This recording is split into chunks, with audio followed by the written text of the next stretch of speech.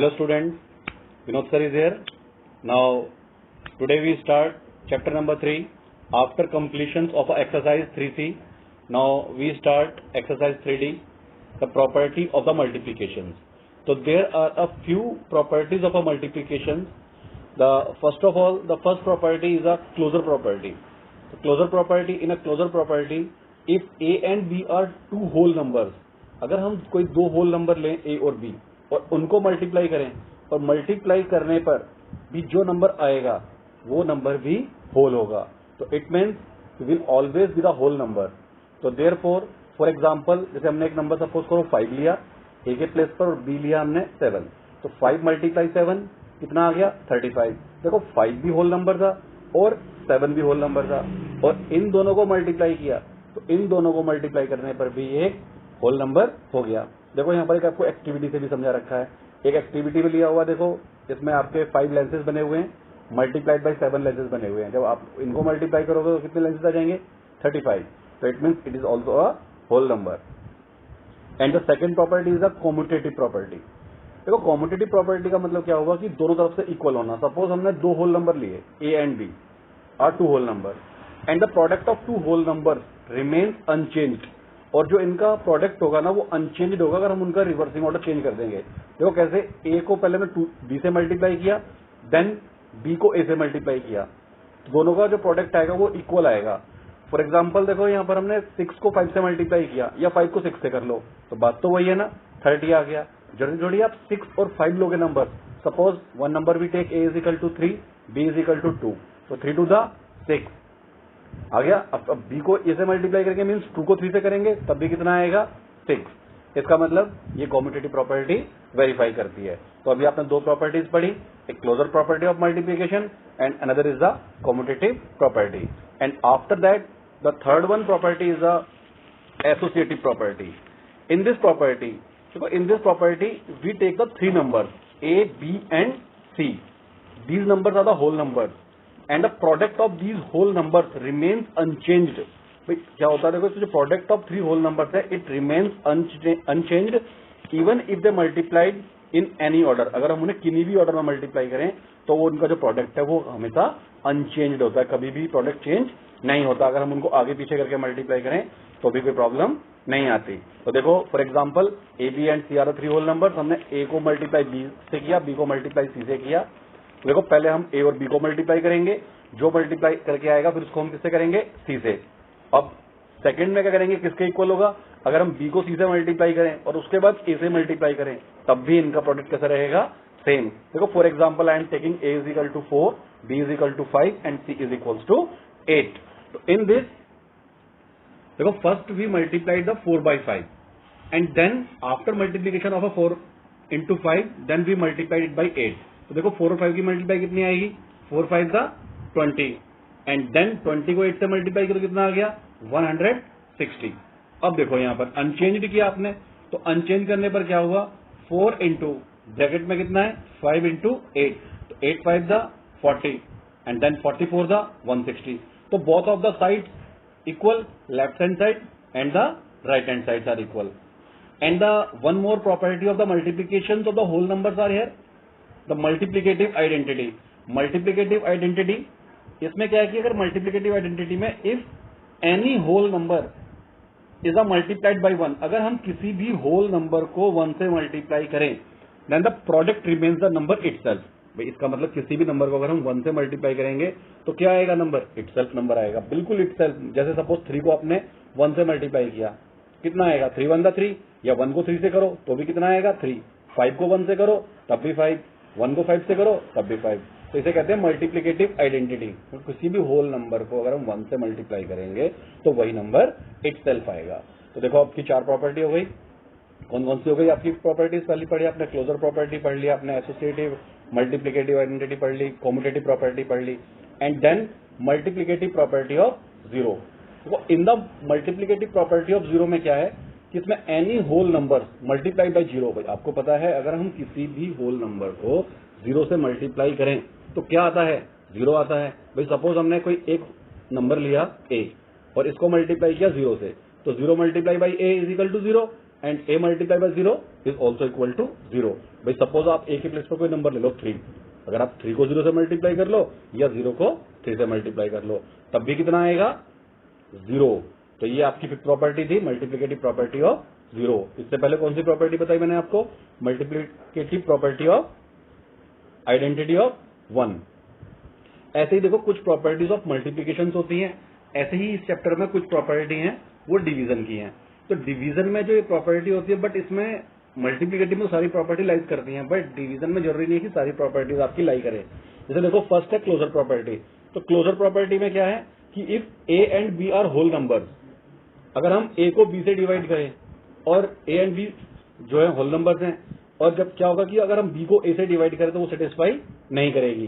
तो इसलिए कि कभी भी ये जो है ये प्रॉपर्टी क्लोजर प्रॉपर्टी डिवीजन में लाई नहीं करती। And the second the commutative property है।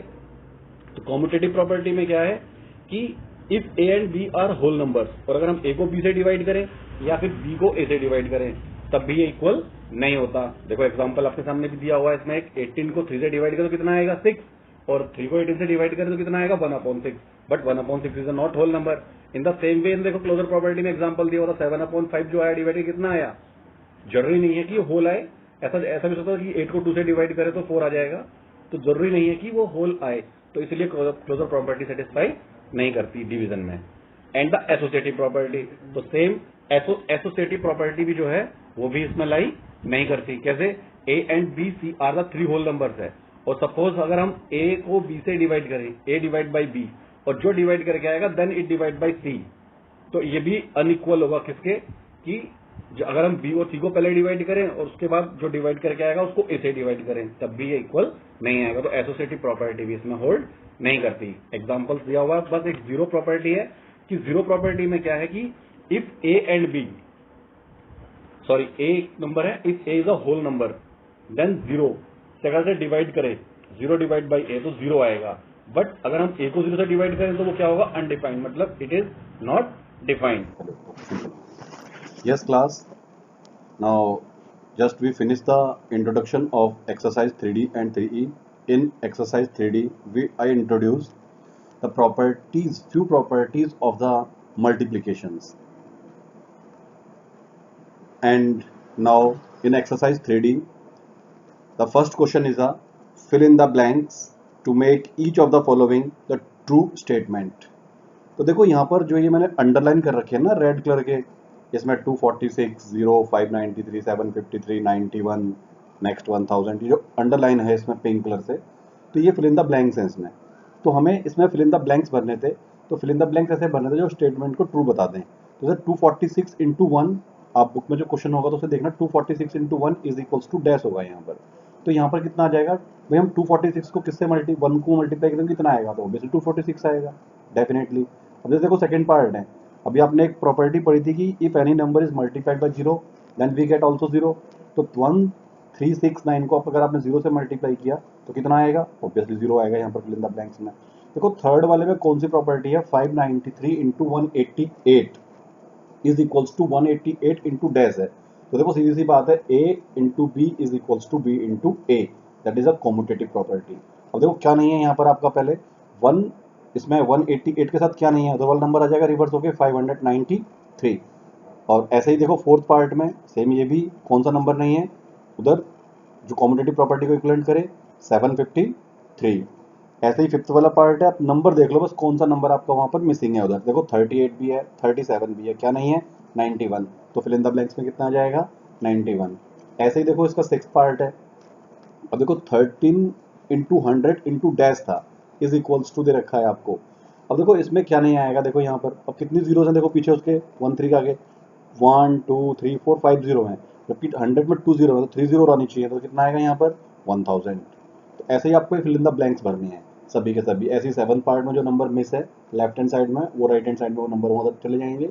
ऐसे ही सेवंथ पार्ट है, और सेवंथ पार्ट में दे रखा है आपको इसका 68 into 95 is equals to 68 into, अब देखो यहाँ पर 95 को क्या लिख सकते हैं हम यहाँ पर? 100 माइनस 5, तो 68 इंटू 100 माइनस 68 इंटू क्या माइनस किया? 5 आ जाएगा अंडरलाइन में। क्लियर? ये फर्स्ट क्वेश्चन जो है आपका फिल इन द ब्लैंक्स था, तो फिल इन द ब्लैंक्स पे क्लियर करना था। अब देखो इसमें आपका क्वेश्चन नंबर 2 है। क्वेश्चन नंबर 2 में क्या दिया हुआ है आपको, एक्सरसाइज 3D में state the property use in each of the following statement. बस आपको ना प्रॉपर्टी बतानी है। तो जैसे फर्स्ट पार्ट है 19 multiply 17 is equals to 17 multiply 19 है। तो देखो कौन सी प्रॉपर्टी हुई है, a into B is equals to B into A, that is it is the commutative law for multiplication of the whole number. देखो सेकंड है 16 into 32 है, तो 16 into 32 is a whole number, but a into B is a whole number, that is a। मैंने बताया था आपको पहली property में a into B is equals to C. अगर हम किसी दो नंबर को मल्टीप्लाई करें तो होल आएगा। तो कौन सी प्रॉपर्टी थी वो, क्लोजर प्रॉपर्टी। तो it means it is the closure property of a multiplications. अब देखो ऐसी थर्ड है, थर्ड वाली कौन सी प्रॉपर्टी हो जाएगी, देखो इसको पहचानो, प्रॉपर्टीज जो बताई थी ना उसको ध्यान से देखो, और अपनी बुक के भी इंट्रोडक्शन में ध्यान से देखो, जो मैंने आपको बुक के क्वेश्चन सेंड किए हुए हैं उसको देखो ध्यान से। तो थर्ड वाली कौन सी प्रॉपर्टी है, a इंटू बी ब्रैकेट में इज इंटू सी, ये इज इक्वल टू नहीं है यहाँ पर, ये इंटू सी है, इंटू 18, तो ये आ जाएगा एसोसिएटिव लॉ। एंड फोर्थ में देखो 1 से मल्टीप्लाई कर रखा है तो 1 is the multiplicative identity whole number हो गई। ऐसे ही देखो फिफ्थ वाला है 0 है तो 0 प्रॉपर्टी हो गई है। 6 वाले में आपको दिखाई दे रहा है देखो प्लस की फॉर्म है, तो distributive law of multiplication of addition हो गया। अगर यहाँ माइनस लग जाए तो distribution law of multiplication over subtraction हो जाता है 7th वाले पार्ट में। तो ये प्रॉपर्टीज पूछी थी आपसे, हमें बतानी थी प्रॉपर्टीज। देखो first question fill in the blanks था, सेकंड क्वेश्चन में सिर्फ हमें प्रॉपर्टी के नाम बताने थे, कौन सी प्रॉपर्टी थी जो मैंने आपको इंट्रोडक्शन बताई है वही थी। अब देखो क्वेश्चन नंबर इसमें 3 आता है, हमें सॉल्व करना है इसको बाय यूजिंग द प्रॉपर्टीज। तो देखो इसमें दिया हुआ फर्स्ट क्वेश्चन में 647 इंटू 13 प्लस 647 इंटू 7 है। देखो नॉर्मली इसको हम वैसे ही मल्टीप्लाई कर सकते हैं, पहले 647 को 13 से मल्टीप्लाई करो एंड 647 को 7 से मल्टीप्लाई करो, और जो दोनों को मल्टीप्लाई करके आएगा उनको प्लस कर दो, तब भी हमारा आंसर आ जाएगा। बट हम इसको जो हमने प्रॉपर्टी पढ़ी है हम उससे करेंगे इसको। देखो दोनों में 647 है, तो हमने क्या किया इसके सॉल्यूशन में, देखो ध्यान से 647 हमने बाहर निकाल दिया, क्लियर। और ब्रैकेट में कितना बचा, देखो जब 647 बाहर आ जाएगा तो कितना बचेगा, एक तरफ से बचेगा 13 प्लस एज इट इज, और दूसरे ब्रैकेट में दूसरे जो बचेगा प्लस के बाद 7, तो 13 प्लस 7। अब 13 और 7 को ऐड कर दो पहले, तो 13 और 7 को ऐड करके कितना आ गया 20, और 20 को 647 से मल्टीप्लाई कर दो, तो देखो कितना जाएगा 12940। तो हमने कौन सी प्रॉपर्टी यूज करी इसमें, डिस्ट्रीब्यूटिव। हम इसको बिना प्रॉपर्टी के भी कर सकते थे, बट देखो प्रॉपर्टी यूज करने से इसकी कैलकुलेशन क्या हो गई, इजी हो गई। अगर आप इसको एग्जाम में कुछ नहीं कहा है तब तो आप इसे जैसे मर्जी करे हो, बट अगर यहाँ एम्फेसाइज किया हुआ है कि आपको ये क्वेश्चन प्रॉपर्टी से ही करना है, then you have to solve this question by the property, otherwise the question will be considered as a wrong. Clear. Now look the part of question number 3 का सेकंड पार्ट देखो, ये बिल्कुल as it is है। देखो इसमें दोनों में देखो कॉमन सेम नंबर कौन सा है, 8759 मल्टीप्लाई बाई 94 प्लस 8759 इंटू 6। देखो दोनों में कौन सा नंबर सेम है, 8759, इसको बाहर निकाल दिया 8759 को, इंटू ब्रैकेट में क्या बचा 94 प्लस 6। देखो पहले 94 और 6 को ऐड कर लो, कितना हो गया 100, और जब इसको मल्टीप्लाई करेंगे 2 जीरो आगे लगा देंगे। देखो 87590, डिस्ट्रीब्यूटिंग प्रॉपर्टी। अगर सपोज इस क्वेश्चन में पहले आप 8759 को 94 से मल्टीप्लाई करते एंड 8759 को 6 से मल्टीप्लाई करते, फिर इनको प्लस करते तो कितना टाइम वेस्ट होता ना टाइम वेस्ट, कम से कम इससे 10 टाइम्स टाइम ज़्यादा लगता। और देखो यहाँ विद इन 30 सेकंड्स में आपका आंसर आ गया। तो इसीलिए हम इसमें प्रॉपर्टी को बनाया जाता है कि जिससे कि हमारे क्वेश्चन जो है it make a easy to solve. Clear. now after completions of a question number 3, now the question number is 4 here. in the question number 4 determine each of the following product। देखो आपको ना इसमें काफी सारे part हैं question number 4 के, आपको यहाँ पर प्रोडक्ट फाइंड आउट करना है। तो जब प्रोडक्ट फाइंड आउट करोगे ना आप इसमें, तो बस ये देखना है कि प्रोडक्ट तो हम सीधा वैसे मल्टीप्लाई कर सकते हैं। तो देखो जो मल्टीप्लाई है इसमें, आप चाहो तो इसको 2 को 1658 से मल्टीप्लाई करो, और जो मल्टीप्लाई करके आएगा उसको 50 से मल्टीप्लाई करो, तब भी आंसर सेम आएगा। बट यहाँ पर ना मल्टीप्लाई करने का तरीका देखो, ऐसे हम मल्टीप्लाई करते हैं जो हमारी मल्टीप्लाई को कन्वीनियंट और इजी बनाए। तो हम क्या करेंगे इसमें 2 और 50 को एक ब्रैकेट में लिख लो पहले, एसोसिएटिव प्रॉपर्टी के अकॉर्डिंग। तो देखो इसमें आपने 2 और 50 को एक साथ लिखा, और फिर 656 को अलग कर लिया आपने इधर। ये जो नंबर दिया हुआ है आपका, कौन सा नंबर है आपका, ये वाला 1658 वाला, ये अलग कर लिया। ये 656 मिसप्रिंट हो रखा है इसमें, ये 16, ये ध्यान से देखो जहाँ कर्सर है, ये 1658 है, ठीक है। और 50 और 2 की मल्टीप्लाई कितनी आ गई 100, और ये 1658। मैं आपको फिर रिपीट कर रहा हूँ, ये 656 मिसप्रिंट है इसमें, ये 656 नहीं होगा, ये 1658 वाला नंबर यहाँ आएगा, फिर इसको मल्टीप्लाई करेंगे तो ये इजी हो जाएगा। क्लियर? बाकी इसके जो क्वेश्चन नंबर 4 के बाकी और पार्ट्स है ना, जो सेकंड पार्ट में दिया होगा, आप ध्यान से देखना, उसमें 25 और 4 को पहले लिख लेना एक ब्रैकेट में। देखो 25 और 4 कितना हो जाएगा 100, और जब 100 को 927 से मल्टीप्लाई करना तो ईजी हो जाएगा। ऐसे ही फोर्थ पार्ट वाले में, और ऐसे इसके जो पार्ट्स हैं वो कर लेना। ठीक है, clear you all? Now look question number 5। In this questions find each of the following product using distributive law. देखो अब इसमें भी सेम वही है जो हमने ऊपर किया अभी। वहां हमने पहले डिस्ट्रीब्यूटिव प्रॉपर्टी की फॉर्म में दे रखा था, हमने उसको कन्वर्ट किया फॉर्म में, तब सॉल्व किया। अब यहाँ पर प्रोडक्ट फाइंड आउट करना है। देखो 740 इंटू 105 है, ये तो समझ में आ रहा है, आपको प्रोडक्ट निकालना है। अब देखो अगर आप 740 को 105 से मल्टीप्लाई सिंपल करोगे तो ये तो क्लास सेकंड का, क्लास थर्ड, फोर्थ क्लास का बच्चा भी कर सकता है उसको डायरेक्ट मल्टीप्लाई तो। लेकिन अगर आप क्लास 6 में हैं तो आपको मल्टीप्लाई करना है। तो यहाँ पर साफ साफ मेंशन कर रखा है कि you have to use the distributive law, तो डिस्ट्रीब्यूटिव लॉ से ही करना है।